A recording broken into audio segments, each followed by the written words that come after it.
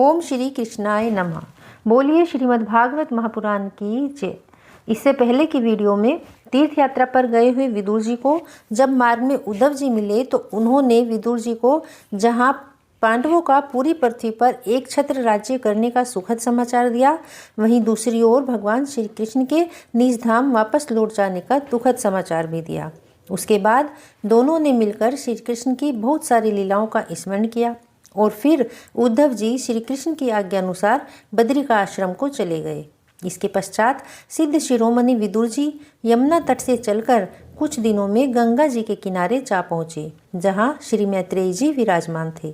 भगवत भक्ति से शुद्ध हुए हृदय वाले विदुर जी उनके पास जा पहुँचे और उनके साधु स्वभाव से आप्यायित होकर उनसे पूछने लगे, हे भगवान, संसार में सब लोग सुख के लिए कर्म करते हैं, परंतु उनसे ना तो उन्हें सुख मिलता है और ना ही उनका दुख दूर होता है, बल्कि उससे उनके दुख की वृद्धि ही होती है।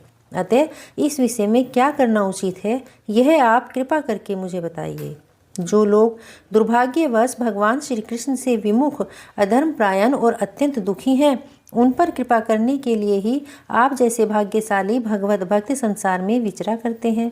हे साधु शिरोमणि, आप मुझे उस शांतिप्रद साधन का उपदेश दीजिए जिसके अनुसार आराधना करने से भगवान अपने भक्तों के हृदय में आकर विराजमान हो जाते हैं और अपने स्वरूप का अप्रोक्ष अनुभव कराने वाला सनातन ज्ञान प्रदान करते हैं। त्रिलोकी के नियंता श्री हरि अवतार लेकर जो लीलाएं करते हैं, जिस प्रकार एकर्ता होकर भी उन्होंने कल्प के आरंभ में इस सृष्टि की रचना की, जिस प्रकार इसे स्थापित कर वे जगत के जीवों की जीविका का विधान करते हैं और फिर जिस प्रकार इसे अपने हृदय आकाश में लीन कर वृत्ति शून्य हो योग माया का आश्रय लेकर शयन करते हैं, और जिस प्रकार वे योगेश्वर प्रभु एक होने पर भी इस ब्रह्मांड में अंतर्यामी रूप से अनुप्रविष्ट होकर अनेक रूपों में प्रकट होते हैं, वह सब रहस्य आप मुझे समझाइए।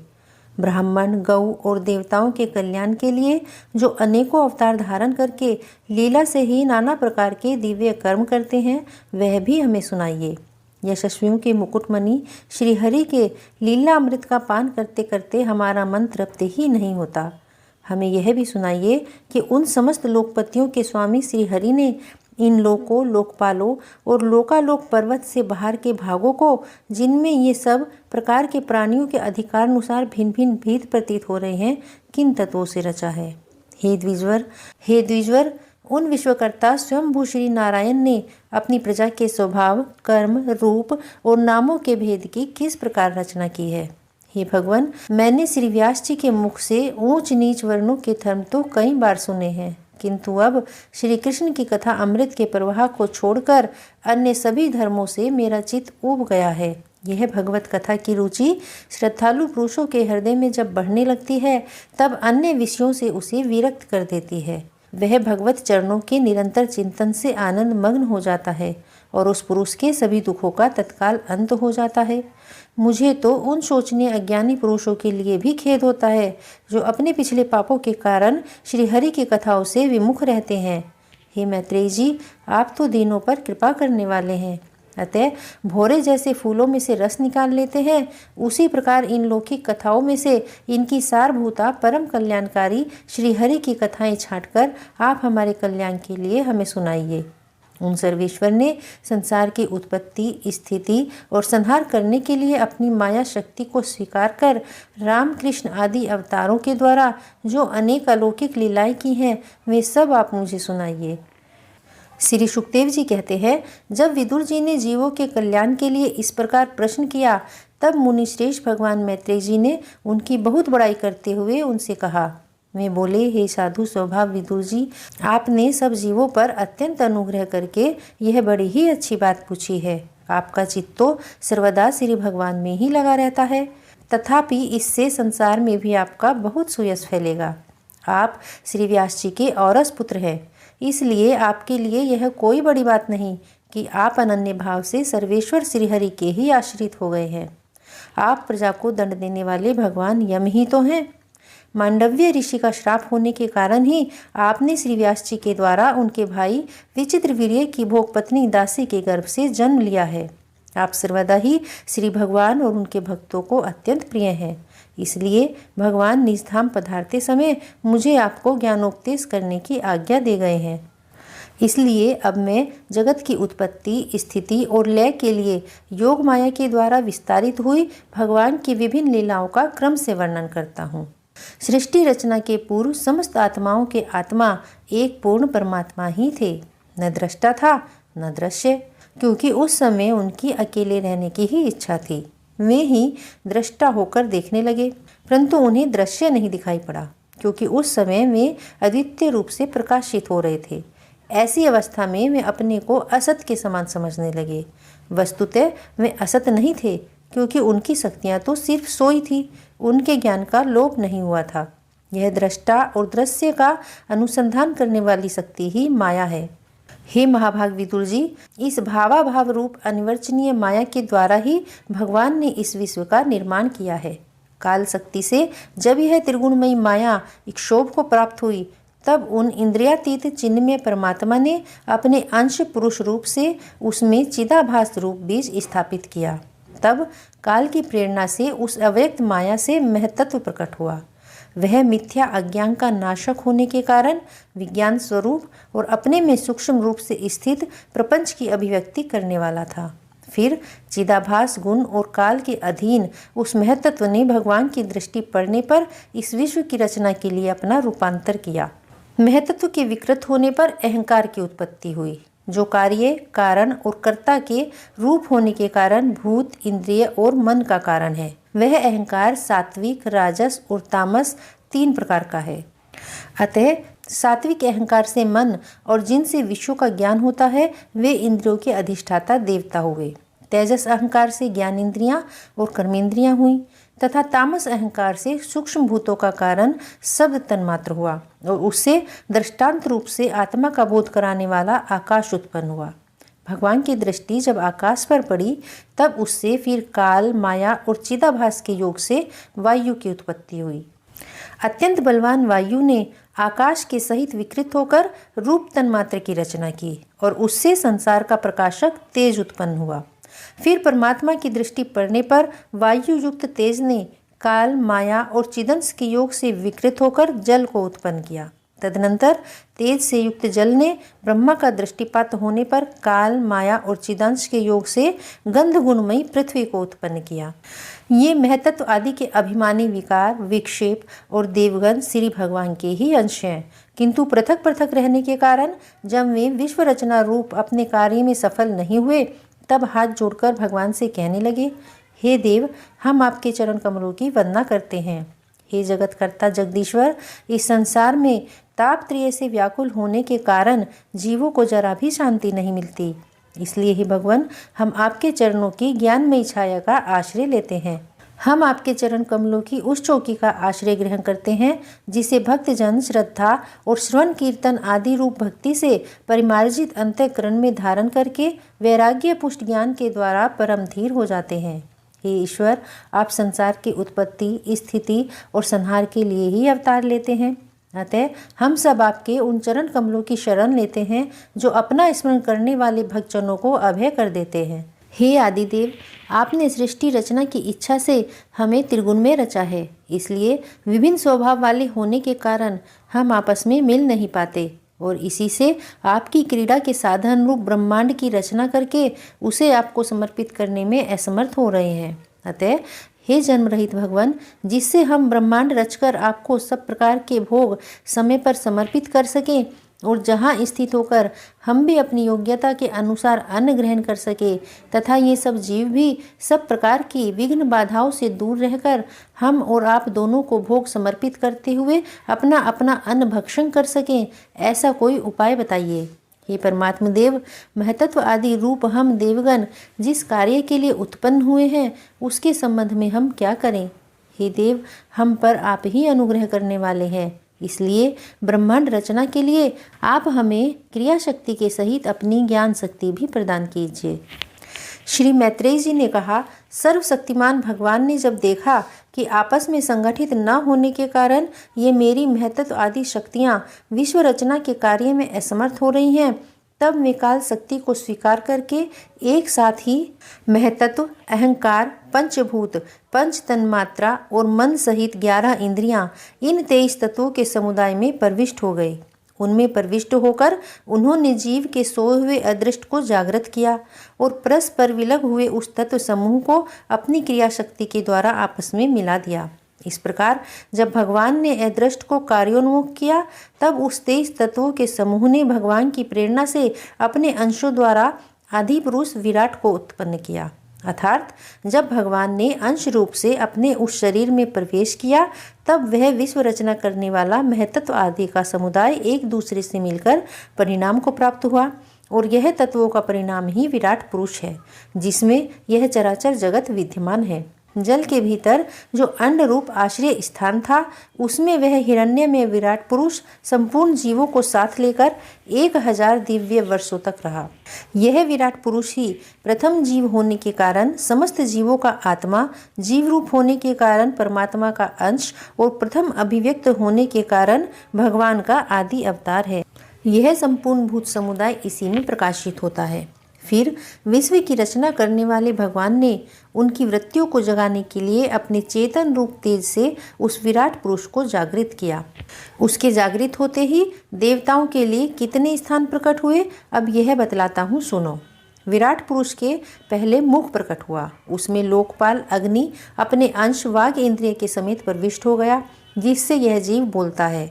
फिर विराट पुरुष के तालु उत्पन्न हुआ, उसमें लोकपाल वरुण अपने अंश रसन इंद्रिय के सहित स्थित हुआ, जिससे जीव रस ग्रहण करता है। इसके पश्चात उस विराट पुरुष के नथुने प्रकट हुए, उसमें दोनों अश्विनी कुमार अपने अंश घ्राणेन्द्रिय के सहित प्रविष्ट हुए, जिससे जीव गंध ग्रहण करता है।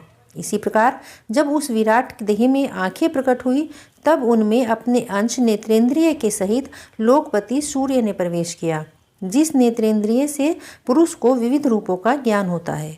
फिर उस विराट विग्रह में त्वचा उत्पन्न हुई, उसमें अपने अंश सहित वायु स्थित हुआ, जिस इंद्रिय से जीव स्पर्श का अनुभव करता है। जब इसके कर्ण छिद्र प्रकट हुए, तब उनमें अपने अंश श्रवणेन्द्रिय के सहित दिशाओं ने प्रवेश किया, जिस श्रवणेन्द्रिय से जीवों को शब्द का ज्ञान होता है।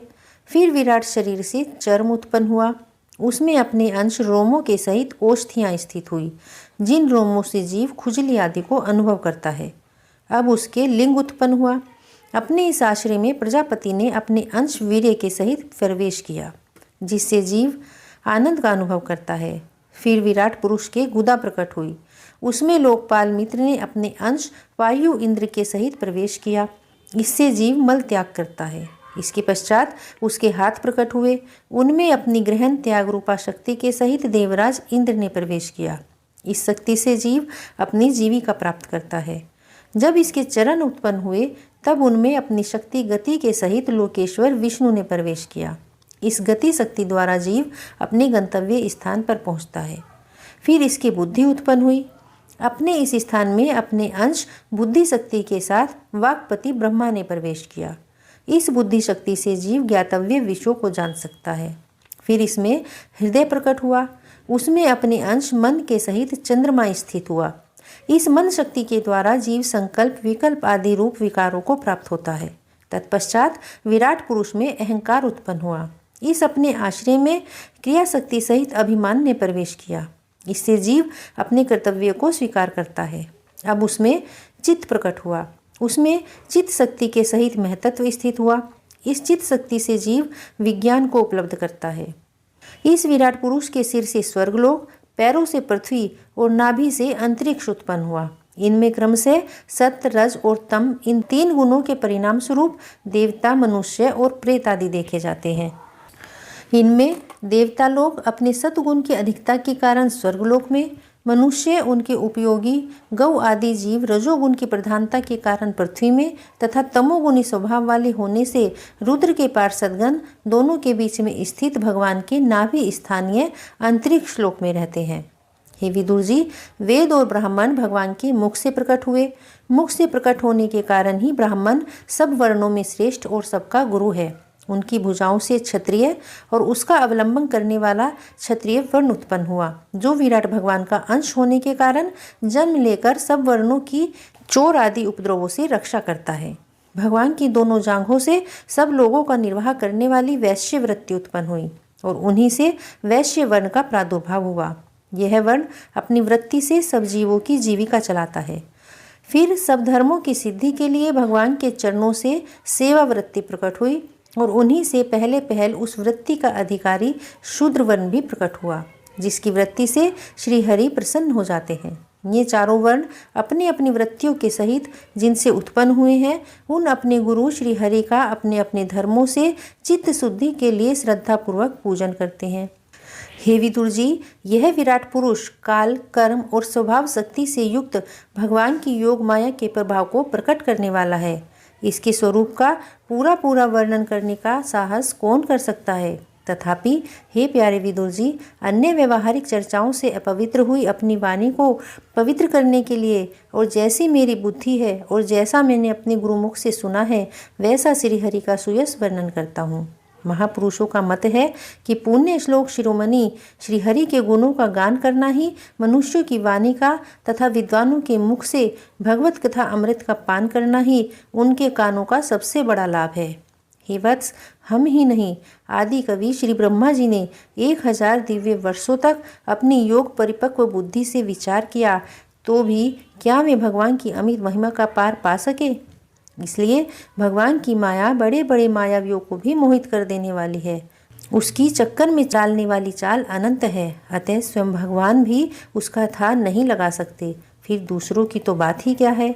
जहाँ ना पहुँचकर मन के सहित वाणी भी लौट आती है तथा जिसका पार पाने में अहंकार के अभिमानी रुद्र तथा अन्य अधिष्ठाता देवता भी समर्थ नहीं है, उन श्री भगवान को हम नमस्कार करते हैं। श्री सुखदेव जी कहते हैं, मैत्रेय जी का यह भाषण सुनकर बुद्धिमान व्यास नंदन विदुर जी ने उन्हें अपनी वाणी से प्रसन्न करते हुए कहा, हे भगवान, आपने कहा कि सृष्टि के प्रारंभ में भगवान ने क्रमशः महदादि तत्व और उनके विकारों को रचकर फिर उनके अंशों से विराट को उत्पन्न किया और उसके पश्चात वे स्वयं भी उसी में प्रविष्ट हो गए। उस विराट के हजारों पैर, जांघें और बाहें हैं, उन्हीं को वेद आदि पुरुष कहते हैं। उन्हीं में ये सब लोग विस्तृत रूप से स्थित हैं। उन्हीं में इंद्रिय, विषय और इंद्रिय अभिमानी देवताओं के सहित 10 प्रकार के प्राणों का, जो इंद्रिय बल, मनोबल और शारीरिक बल रूप से 3 प्रकार के हैं, आपने वर्णन किया है। उन्हीं में ये सब लोग विस्तृत रूप से स्थित हैं। उन्हीं से ब्राह्मण आदि वर्ण भी उत्पन्न हुए हैं। अब आप मुझे उनकी ब्रह्मादि विभूतियों का वर्णन सुनाइए, जिनसे पुत्र, पौत्र, नाती और कुटुंबियों के सहित तरह तरह की प्रजा उत्पन्न हुई और उससे यह सारा ब्रह्मांड भर गया। वह विराट ब्रह्मादि प्रजापतियों का भी प्रभु है। उसने किन किन प्रजापतियों को उत्पन्न किया तथा सर्ग, अनुसर्ग और मनवंतरों के अधिपति मनुओं की भी किस क्रम से रचना की। कि मैत्रेय जी, उन मनुओं के वंश और वंशधर राजाओं के चरित्रों का, पृथ्वी के ऊपर और नीचे के लोकों का तथा भूलोकों के विस्तार और स्थिति का भी वर्णन कीजिए तथा यह भी बताइए कि त्रियक, मनुष्य, देवता, सरीसर्प और पक्षी तथा जरायुज, अंडज और उद्विज, ये 4 प्रकार के प्राणी किस प्रकार उत्पन्न हुए। श्री हरि ने सृष्टि करते समय जगत की उत्पत्ति, स्थिति और संहार के लिए अपने गुणावतार ब्रह्मा, विष्णु और महादेव रूप से जो कल्याणकारी लीलाएं की हैं, उनका भी वर्णन कीजिए। वेश, आचरण और स्वभाव के अनुसार वर्णाश्रम का विभाग, ऋषियों के जन्म, कर्म आदि, वेदों का विभाग, यज्ञों का विस्तार, योग का मार्ग और भिन्न भिन्न गुण और कर्मों के कारण जीव की जैसी और जितनी गतियाँ होती है, यह सब कृपा कर सुनाइए। हे ब्राह्मण, धर्म, अर्थ, काम और मोक्ष की प्राप्ति के परस्पर अविरोधी साधनों का, वाणिज्य, दंड नीति और शास्त्र श्रवण की विधियों का, श्राद्ध की विधि का, पितृगणों की सृष्टि का तथा काल चक्र में ग्रह, नक्षत्र और तारागण की स्थिति का भी अलग अलग वर्णन कीजिए। दान, तप तथा इष्ट कर्मों का क्या फल है। प्रवास और आपत्ति के समय मनुष्य का क्या धर्म होता है। हे निष्पाप मैत्रेय जी, धर्म के मूल कारण श्री जनार्दन भगवान जिस आचरण से संतुष्ट होते हैं और किन पर अनुग्रह करते हैं, यह वर्णन भी कीजिए।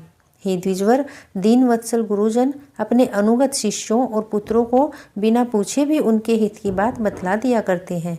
हे भगवान, जब भगवान योग निद्रा में शयन करते हैं तब कौन कौन से तत्व उनकी सेवा करते हैं और कौन कौन से तत्व उनमें लीन हो जाते हैं।